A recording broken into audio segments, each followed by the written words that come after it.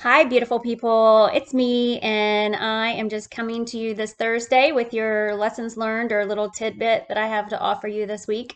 I know that I probably sound like a broken record and that I keep bringing up the healing of the inner child. I just can't stress enough how important it is. And I've done it, so I know that doing the work is so worth it. Um, so I want to tell you a couple of things that I'm going to encourage you to do or just to spend some time on in the next few days or over the next week or so. But the first is really get a picture in your mind of that little girl, the little girl in you before that event happened.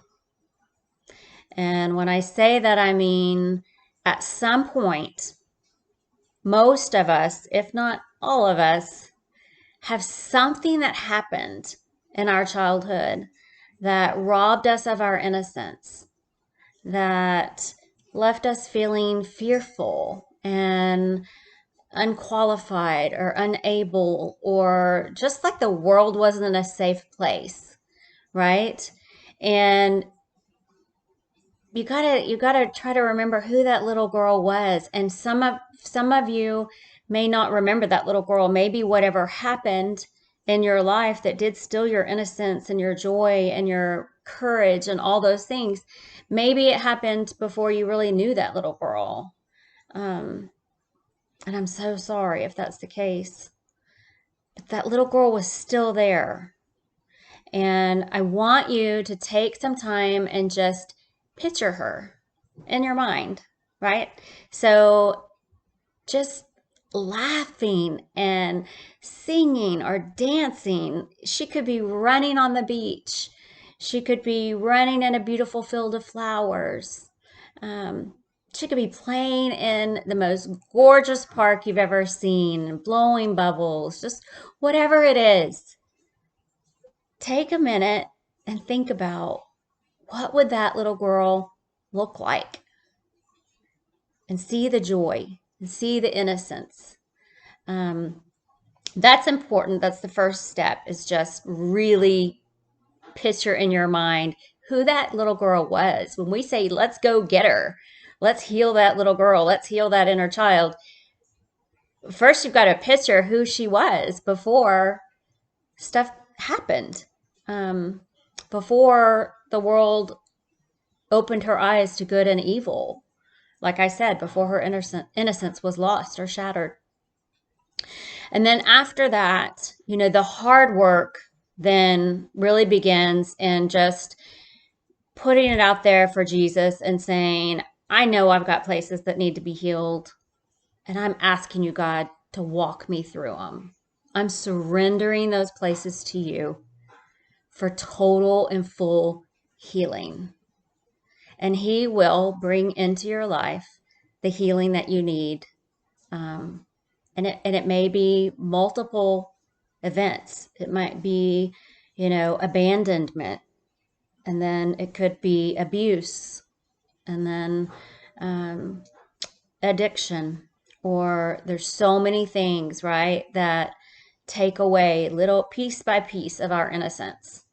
And, if you were like me and you felt a loss of that innocence or fear of evil, then most likely start medicating, right? So what can I do? What can I put in my body or do to not feel that fear, to not feel that insecurity, to not feel that depression or anxiety? And so once you start that process, it really is, think of it like a flower bed. Think of it like a beautiful flower bed in front of a house. And in every flower bed, there are weeds, right? And so these things, the weeds just creep up and strangle the flowers or kill the beautiful flower bed. And that's what we want to get rid of, right? We want to pull that weed all the way out. Whatever it was, whatever happened, we want to pull every bit of it out. Um, because what happens if you don't take care of a flower bed like that, right? If you just kind of do surface level pruning and you just kind of get rid of the weeds on the top just so it looks good from the street for the weekend or something, what happens?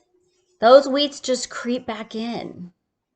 They just begin to strangle the flowers, right? And little by little, the flower bed becomes ugly. And so when you don't remove the root, when you don't remove those weeds fully, totally surrender to every bit of healing that that little girl deserves, beauty can't sustain.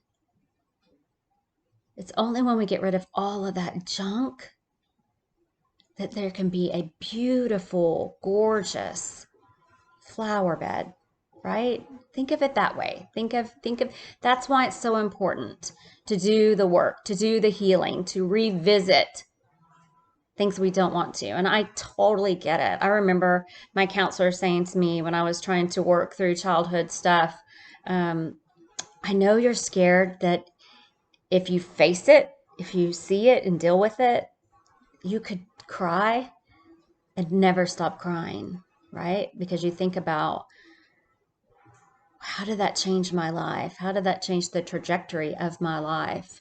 What did I lose? What innocence was robbed? What dreams were robbed, right? Because when we're that little girl, man, we think the sky is the limit. I mean, there is nobody that's going to stop my dreams. There is nobody that's getting in my way. We think things are, we're invincible, that the sky's the limit. The dreams are ours. Let's go get them. And then something happens and it just shatters it. And then just human nature and those negative self-talks get in there and our behaviors start changing and just more and more kind of starts happening, right?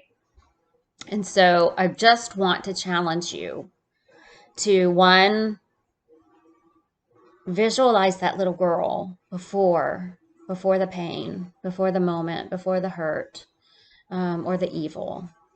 And then second, I want you to really surrender. I mean, God is our healer. He is the ultimate healer. Surrender those things to him. Ask him, God, heal me. Heal those places in me. And he will. And then don't let up on the work when it gets hard. It's going to be hard. But it's, like I said, it's just pulling those weeds, totally taking care of that soil and that flower bed so that it's new and fresh. Nothing's rooted down there.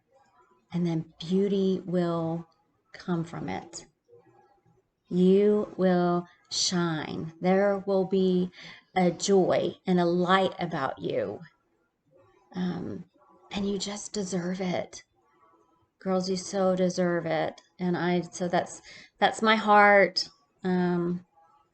Thinking through some things for a women's conference and lessons learned and a deeper dive into healing for women. And so that was just heavy on my heart today. And I thought that is what I'm going to talk about today. So those things, I hope that you can get away this weekend or in the next week or two and just journal about what I've just said.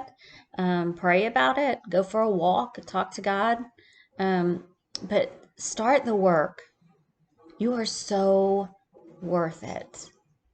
Your freedom from any of that bondage is right there on the other side.